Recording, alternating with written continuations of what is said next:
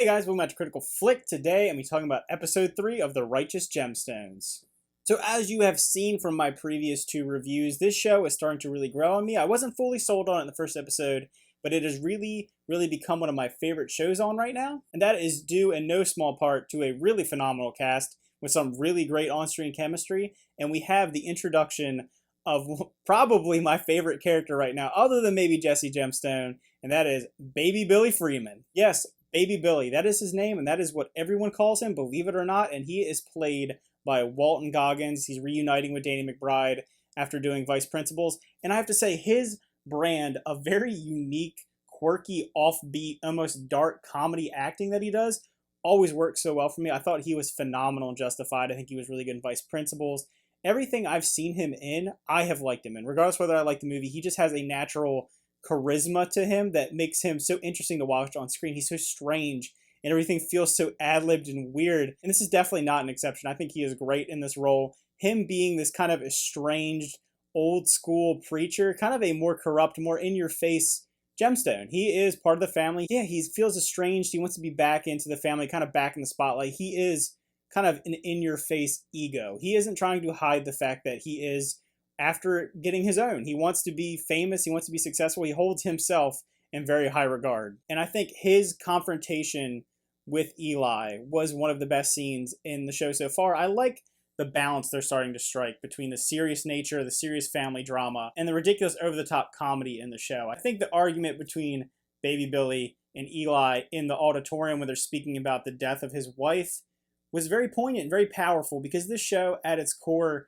is kind of about family. It is kind of in a way poking fun at, televangelists and how they kind of are so wealthy and don't really spread their money evenly and don't really necessarily practice what they preach.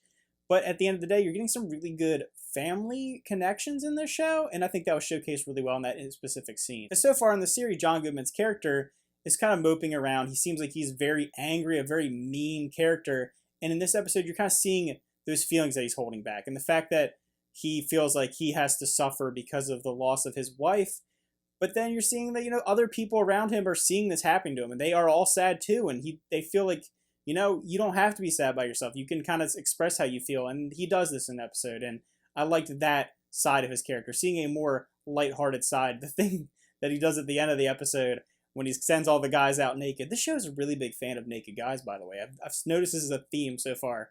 But the way that he kind of laughs and him and Baby Billy come together bonding over this experience, I like that. I like this, how the family is coming together. It seems very fractured in the beginning of the season, and they're slowly starting to come together when dealing with these different conflicts they're all dealing with. This episode also has a little bit of a take on the economy, which is kind of interesting. I like the fact that the church is being built in this old mall. An old J.C. Penney is where it's being put into there. It's this mega church, and it kind of is an idea of faith and faith as an industry. Even one of the characters mentions that, hey, where businesses fail, we need to pick this up, and this is where we're going to take over.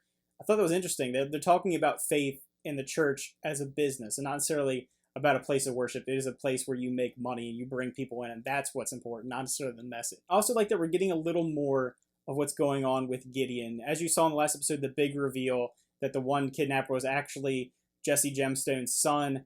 I like where this is going. I feel like he's a very conflicted character. I feel like there's a lot beneath the surface with him. You kind of felt like maybe he was just an estranged son that's trying to exploit his father. But you're seeing that, maybe he got himself in over his head when it comes to dealing with his other kidnapper.